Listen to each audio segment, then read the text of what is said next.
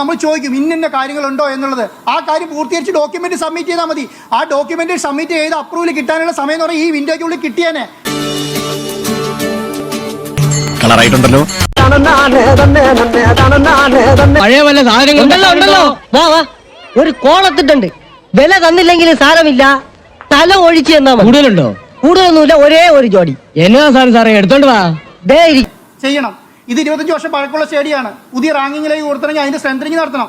നമ്മുടെ ഫെഡ്ലൈറ്റ്സ് എത്രയാ? ഫുൾ ലെവലിലേക്ക് ഉയർത്തണം. കാരണം എത്രയാ? 10-12 കോടി രൂപ സ്പെൻഡ് ചെയ്ത് വേണം ഫെഡ്ലൈറ്റ്സ് ഉയർത്താൻ വേണ്ടി. കാരണം ഫിഫയ്ക്ക് അതിന് ഓരോ ക്രൈറ്റീരിയകളുണ്ട്. ആ ക്രൈറ്റീരിയയിലേക്ക് ഉയർത്തണം. എന്തിന്? അടുത്തെന്ന് പറഞ്ഞാൽ സീറ്റിംഗ് കപ്പാസിറ്റി. നമുക്ക് സീറ്റിംഗ് കപ്പാസിറ്റി നമ്പർ ഇടാൻ പറ്റണം. എത്ര നമ്പർ ഉണ്ട് സീറ്റിംഗിൽ? നമുക്ക് തോന്നുന്ന പോലെ ആളെ കയറ്റാൻ കഴിയില്ല. എത്ര നമ്പറുള്ള സീറ്റിംഗ് ആയിരിക്കണം അത് ഇത്.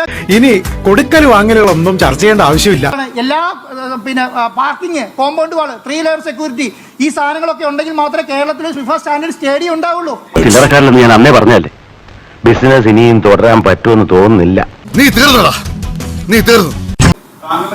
എനിക്കിപ്പോ കരാർ തന്നിരിക്കുന്നത് എങ്ങനെയാന്ന് പറയാം. എനിക്ക് എന്നെ സ്റ്റേഡിയം ഏൽപ്പിച്ചത് ഫിഫ വിൻഡോയിൽ നവംബറിലെ മാച്ച് നടത്താൻ വേണ്ടിയിട്ടാണ്. GCDA അല്ല, SKF ആണ്, കേരള സ്പോർട്സ് കൗൺസിൽ. GCDA SKFന് ഹാൻഡ് ഓവർ ചെയ്തൊരു സ്റ്റേഡിയം. SKF ആണ് നമുക്ക് ഈ മാച്ച് നടത്താനുള്ള പെർമിഷൻ തന്നിരിക്കുന്നത്. വീണു പകരമാര്, അതാണ് ചോദ്യം. പക്ഷെ പുള്ളിയെ കുറിച്ച് ഭയങ്കര അഭിപ്രായം. അതാണ് നിങ്ങൾക്ക് ഇതിനെ കുറിച്ച് ധാരണയില്ല എന്ന് പറയുന്നത്. എന്തുകൊണ്ടാ ധാരണയില്ല എന്ന് പറയട്ടെ? തിരക്കൂട്ട്.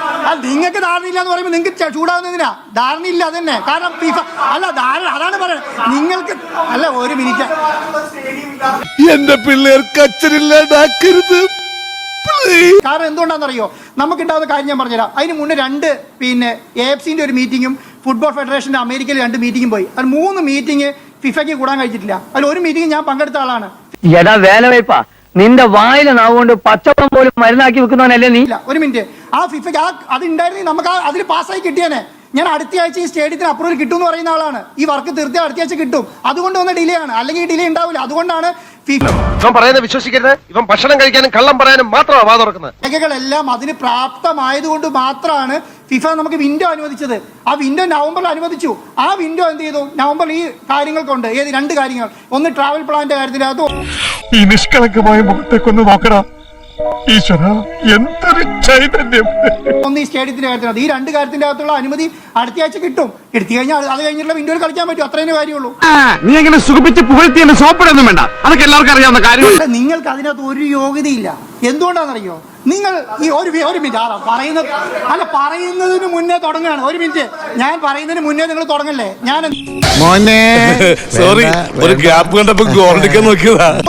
ഒരു സംസ്ഥാനത്ത് ഒരു ഇന്ത്യ പറയുന്ന രാജ്യത്ത് ഇതുവരെ ഒരു ഇന്റർനാഷണൽ ഫ്രണ്ട്ലി മാച്ച് കളിച്ചിട്ടില്ല. ആ ഇന്റർനാഷണൽ ഫ്രണ്ട്ലി മാച്ച് കളിക്കാൻ എഫേർട്ട് എടുക്കുന്ന ഒരാളെ നിങ്ങൾ ഇങ്ങനെയല്ല കൈകാര്യം ചെയ്യേണ്ടത്. ഇവനെന്തൊരു തോൽവിയാ. മനോഹരമായി, കുറച്ച് ഓവറായോ എന്നൊരു ഡൗട്ട്. അതൊക്കെ ഞാൻ പറയുന്നുള്ളൂ. അതുകൊണ്ടാണ് നിങ്ങൾ പറയുന്നത്. നിങ്ങൾ ഡേ 1 തുടങ്ങി പറയുന്ന കാര്യം അതാണ്. നിങ്ങൾ ഇന്നും പറയുന്ന ഒരു കാര്യം, ഒരു മിനിറ്റ്, ഇന്നും പറയുന്ന ഒരു കാര്യം എന്താണ്? ഇന്നും പറയുന്ന ഒരു ഇന്റർനാഷണൽ ഫ്രണ്ട്ലി മാച്ചിന് ഈ സ്റ്റേഡിയം യോഗ്യമല്ല. നമുക്ക് അങ്ങനെ ഒരു സ്റ്റേഡിയം വേണ്ടേ? നിങ്ങൾ തന്നെ പറ. നമുക്ക് ഇന്ത്യയിൽ ഇനി ഇന്റർനാഷണൽ മാച്ച് നടത്തണ്ടേ? അല്ലെങ്കിൽ ഇങ്ങനെ ഒരു സംവിധാനം ആരും എഫേർട്ട് എടുക്കേണ്ടതെന്നാണോ? ഈ 500-600 കോടി രൂപ ആരും സ്പെൻഡ് ചെയ്യേണ്ടതെന്നാണോ? എന്റെ അമ്മക്ക് എന്തൊരു പെർഫോമൻസ് എവിടെ നിന്ന് കിട്ടി ഇതിനെ? ഞാൻ എന്താണ് ചെയ്തത്? ഞാനൊരു വലിയ റിസ്ക് ആണ് എടുത്തിരിക്കുന്നത്. ആ റിസ്ക് എന്ന് പറയുന്നത് നിങ്ങളെ കണ്ട് പേടിച്ചിട്ട് ഓടുന്നു വിചാരിച്ചിട്ടല്ല. എന്റെ മനസ്സിലൊരു ലക്ഷ്യമുണ്ട്. കൊച്ചി ഇന്റർനാഷണൽ സ്റ്റേഡിയത്തിൽ ഒരു മാച്ച് നടത്തുക. കുട്ടനാട്ടിൽ നിന്നും മറ്റൊരു ജെട്ടി, കാവാലം ജെട്ടി. ഇറുക്കത്തിനും മുറുക്കത്തിനും കാവാലം ജെട്ടി. സ്വന്തമായിട്ടൊരു ജെട്ടി, ഏറെ നാളെ കൊതിച്ചോരെ സ്വന്തമായിട്ടിരിക്കട്ടെ കാവാലം ജെട്ടി. അപ്പൊ നമ്മളവിടെ പറഞ്ഞു നിർത്തി. ഭാവിയിലുള്ള കുട്ടികൾക്ക് ഇത് ഗുണം ചെയ്യണം. കേരളത്തിൽ ഇങ്ങനെ ഇന്ത്യയിൽ 135 കോടി ജനങ്ങളുള്ള സ്ഥലത്ത് ഇതുവരെ ഒരു ഇന്റർനാഷണൽ ഫുട്ബോൾ മാച്ച് നടത്തിയിട്ടില്ല. ലോകത്തെ ഏറ്റവും വലിയ ഇവന്റ് അത് നടത്തിയിട്ടില്ല എന്ന് പറയാൻ നമുക്കാണ് മോശം. അനക്ക് സമയം കിട്ടുമ്പോ അന്റെ ഉപ്പാന്റെ കൈക്കോട്ട് പിടിച്ച തയമ്പിച്ച കൈയില്ലേ, ആ കൈയിലേക്ക് നോക്കിയാൽ മതി. ഈ വളർന്ന് പന്തലിച്ചതിന്റെ പാട് കാണാം. ഞാൻ അതുകൊണ്ടാണ് പറഞ്ഞത്, ഇതിന് ഞാൻ പിന്മാറാൻ പോകുന്നില്ല. എത്ര ദിവസം എടുത്താലും, എന്ത് എഫേർട്ട് എടുക്കുന്നത്. ഞാൻ അതിന് ശേഷം എത്ര രാജ്യങ്ങളുടെ പ്രസിഡന്റിനെ കണ്ടു നിങ്ങൾക്കറിയോ? ഇങ്ങനെ ഒരുത്തനെ നമ്മുടെ കുടുംബങ്ങളിൽ മഷിയിട്ട് നോക്കിയാൽ കാണും. ഞാൻ ബഹ്റൈനിൽ പോയി, അവിടുത്തെ പ്രസിഡന്റ് ഓരോ ഫെഡറേഷന്റെ പ്രസിഡന്റുമാരെ കണ്ടു, ഓരോ രാജ്യത്തിന്റെ പ്രസിഡന്റുമാരെ കണ്ടു. ആ ഫെഡറേഷന്മാരെ കണ്ടിട്ട് മുഴുവൻ അവരുടെ അപ്രൂവൽ എടുത്തിട്ടാണ് ഈ പറയുന്ന സാധനം. AFC എന്ന് പറയുന്ന ഏഷ്യ ഫുട്ബോൾ ഫെഡറേഷന്റെ അപ്രൂവൽ എടുത്തു. ഇതൊന്നും ചെറിയ കാര്യമായിട്ടല്ല. എല്ലാ കൊലയിലും ഉണ്ടാവുന്നടാ ഇതേപോലത്തെ ഒരു ചീഞ്ഞ വെള്ളം. ഞാൻ പറഞ്ഞത് അവരെ ഒന്നില്ലെങ്കിൽ നമുക്ക് ആ പണം തിരിച്ചു തരും, അവരെ തിരിച്ചു തരാമെന്ന് പറയുന്നുണ്ട്. ഞാൻ പറഞ്ഞു നിങ്ങൾ എനിക്ക് ആ പണം തിരിച്ചു തരണ്ട, എനിക്ക് എന്താ വേണ്ടത്, അടുത്ത വിൻഡോയിൽ കളി തന്നാ മതി. അതാണ് ചോദിച്ചിട്ടുള്ളത്. അടുത്ത വിൻഡോയിൽ കളി, എനിക്ക് പൈസ മേടിച്ചിട്ടാ, എനിക്കിപ്പോ എന്താ ബുദ്ധിമുട്ട്? ഒരു ബുദ്ധിമുട്ടും ഇല്ല. നിങ്ങൾ കുറച്ച് ഒരു ദിവസം വാർത്തയാക്കും, അതിക്കുള്ളൊന്നും സംഭവിക്കാനില്ലല്ലോ. അതെ അതെ എന്താ വെറുതെ വരാതെ. എന്തായാലും താൻ കഷ്ടപ്പെടുന്നത് കേരളം കാണുന്നുണ്ട്, സർക്കാർ കാണുന്നുണ്ട് എന്നൊക്കെയാണ് ആന്റോ അഗസ്റ്റിൻ പറയുന്നത്. എന്തായാലും പറഞ്ഞതൊക്കെ കറക്റ്റാ. ഇതൊരു രോഗമാണോ എന്ന് ചോദിച്ചാൽ അല്ല, എന്നാൽ അല്ലേ എന്ന് ചോദിച്ചാൽ ആണ്. ഇപ്പൊ എന്താ സംഭവിച്ചിട്ടുള്ളത്? ഒന്നും ഇവിടെ സംഭവിച്ചിട്ടില്ലല്ലോ. പെട്ടെന്ന് സെന്റിമെന്റിലാവും. നവംബറിലുള്ള കളി 2 മാസം കൂടെ അത്രയും നല്ലതാണെന്ന് ഞാൻ പറയുന്നത്. അത്രയും നല്ലതാണ്. ഈ മാർച്ചിലേക്ക് കളി പോവുകയാണെങ്കിൽ അത്രയും നല്ലതാണ്. ഇവനൊരു കുണാരനാണല്ലോ എന്റെ ദൈവമേ. അങ്ങനെ പറ. ഞാൻ എന്താ ചോദിക്കുന്നത് അറിയോ? അത് നിങ്ങൾ തീരുമാനിക്കേണ്ട, അത് ഞാൻ തീരുമാനിച്ചോളൂ.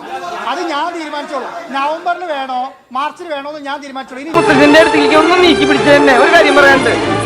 ഇവിടെ ഒരാൾ മരിക്കാൻ കിടക്കുമ്പോ ഹാർമോണിയം വായിച്ച് കളിക്കാം. മീഡിയ കുറ്റപ്പെടുത്തുന്നത് എന്തുകൊണ്ടാണ് നിങ്ങൾ മനസ്സിലാക്കുക. ഞാനൊരു മീഡിയ സമരം നടത്തുന്ന ആളാണല്ലോ. എന്റെ അമ്മച്ചി എന്തൊരു പെർഫോമൻസ്, എവിടെ നിന്ന് കിട്ടി ഇതിനെ? നിങ്ങൾ എന്താ മീഡിയനെ കുറ്റപ്പെടുത്തുന്നതിന് കാരണം എന്താന്ന് പറഞ്ഞാൽ, ഞാൻ ഇതിനെ പറഞ്ഞുകൊണ്ടിരിക്കുന്ന international friendly match Argentina Australia FIFA അനുമതിയോട് നടത്തണം എന്നാണ് പറയുന്നത്. നിങ്ങൾ ഇതിനെ മെസ്സിയിലേക്ക് ഫോക്കസ് ചെയ്യുന്നില്ല. എന്തുകൊണ്ട് വെച്ചാൽ മെസ്സി വരില്ല എന്നുള്ള അർത്ഥത്തിലല്ല.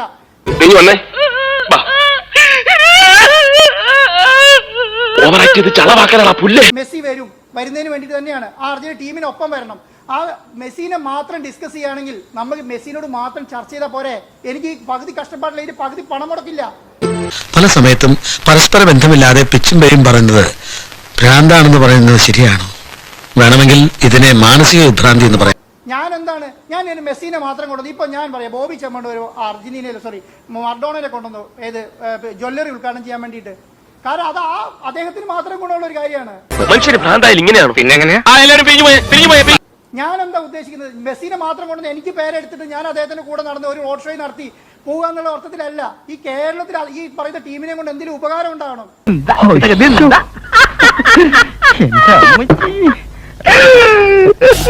അല്ലാതെ മെസ്സിനെ കൊണ്ടുവരാനാണെങ്കിൽ എനിക്ക് ഇപ്പോഴും നടക്കുന്നത്. നിങ്ങൾക്ക് അതില്ലാന്ന് പറയണ്ട. കാരണം AFL പൈസയുണ്ട്, അവരോട് ഡിസ്കസ് ചെയ്ത് ഡേറ്റ് ഫിക്സ് ചെയ്തപ്പോൾ ഡിസംബറിൽ അവർ വരാൻ വേണ്ടി പ്ലാൻ ചെയ്യുന്നുണ്ടെന്ന് പറഞ്ഞു. അതിന്റെ കൂടെ അല്ലെങ്കിൽ 2 ദിവസം മുന്നേ എനിക്ക് കേരള വിസിറ്റും കൂടെ മേടിച്ചാൽ മതി. കൊള്ളാം, അഭിനയം കലക്കി. അതെനിക്ക് പറ്റില്ല എന്നിട്ടല്ല ഞാൻ പറയുന്നത്. എന്താ, ഭാവിയിലൂടെ ഇന്റർനാഷണൽ മാച്ച് നടത്താൻ കഴിയണം നമുക്ക്. അത് ആ ലെവലിലേക്ക് സ്റ്റേഡിയത്തെ ഉയർത്തണം. അതെന്താ മനസ്സിലാക്കാത്തെ? ഞാനത്